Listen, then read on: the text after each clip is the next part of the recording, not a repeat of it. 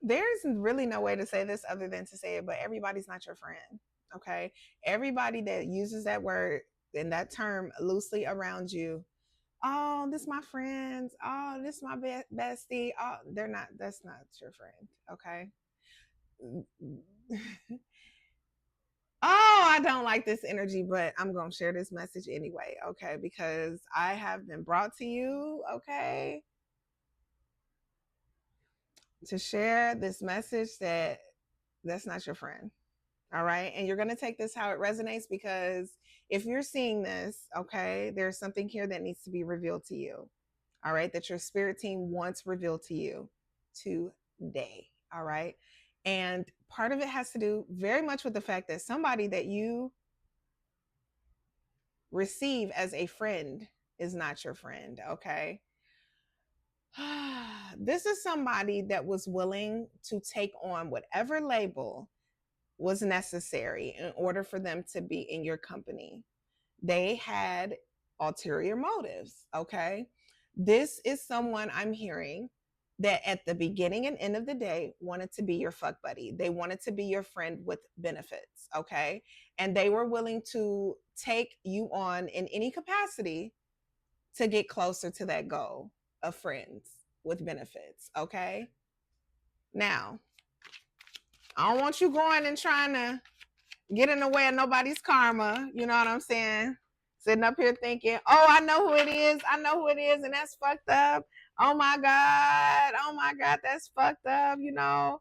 Yeah, because see, the signs, honestly, have been here. They have been here for the longest. You've seen all the colors from red to pink to green to everything. But most of the signs you have completely ignored because once you adopt a person as a friend, as a family member, as a whatever under a particular title, that's how you treat, that's how you give, that's how you steward your relationships. But not everyone acts from that spacing. Okay. Yeah, the color purple could be very significant here. Okay. This could be a same sex situation. Okay. I'm seeing LGBTQ. Okay. Energy coming off of this. All right.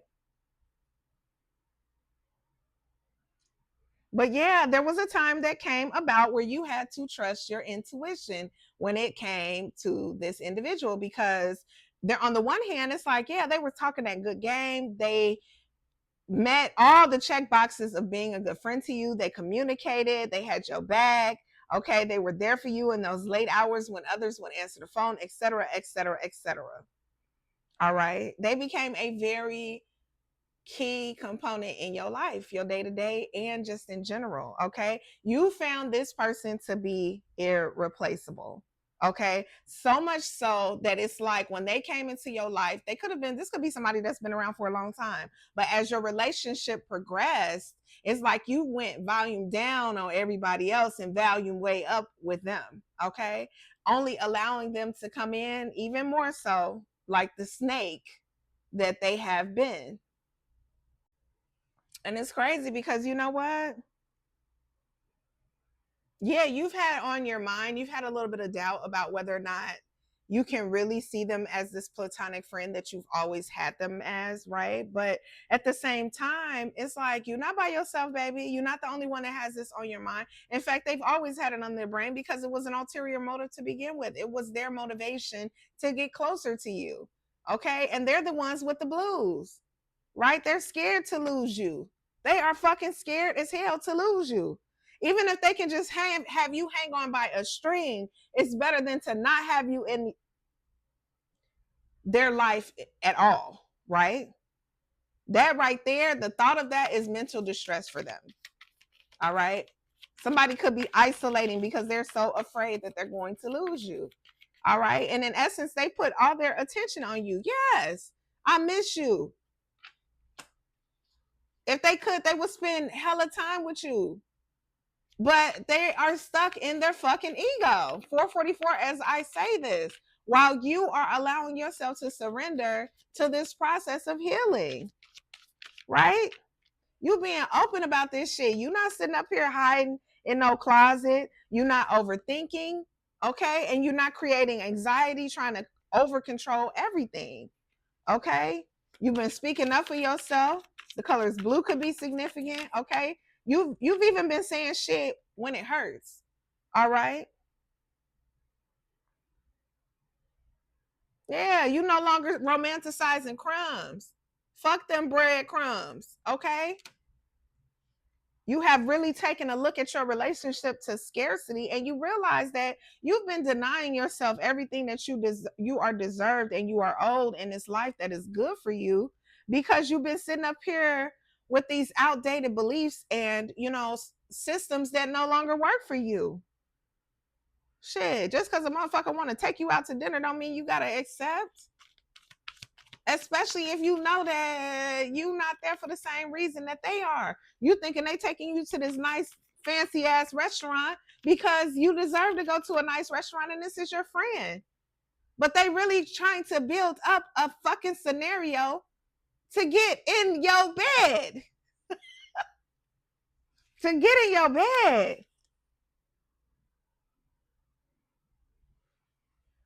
If you could be a fly on a fucking wall in their daydreams, you would understand how serious it is for them to get a little bit closer to you.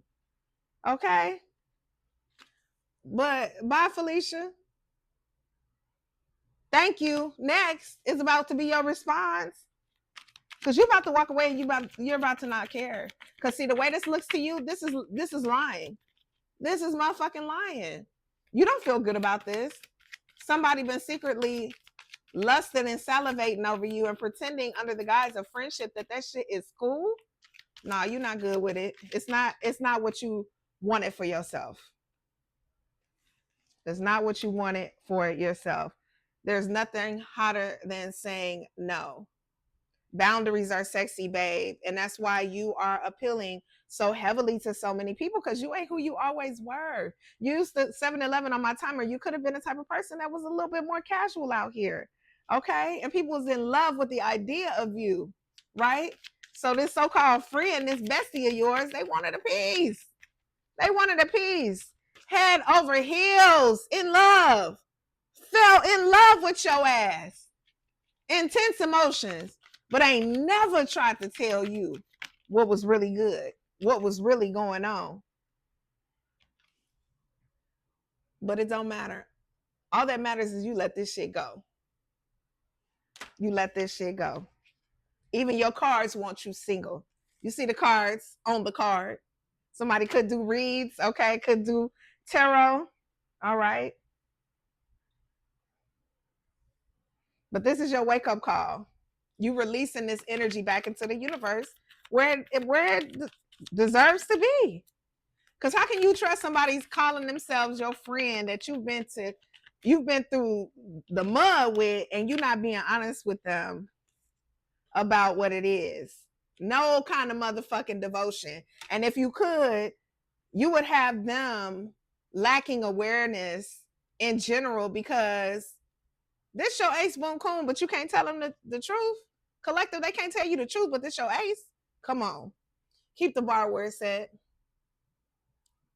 You deserve somebody who's going to come to you with confidence and not have all these secrets in the closet, okay? And not have all this other shit going on. Yeah.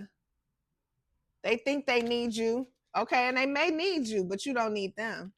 There's a differentiation there. You even have thought about unfollowing this person. It's getting that deep, okay? It's getting that deep. Things are coming to an end.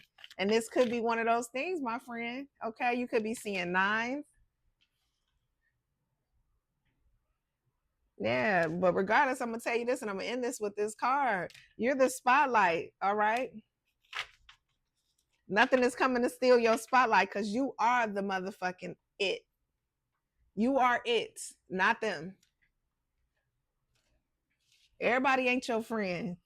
And while you set these boundaries around what you're going to allow and not allow, and you keep enforcing them, okay, you're going to start to see even more so quickly who's your friend and who's not. I love you guys. Until next time. Mwah.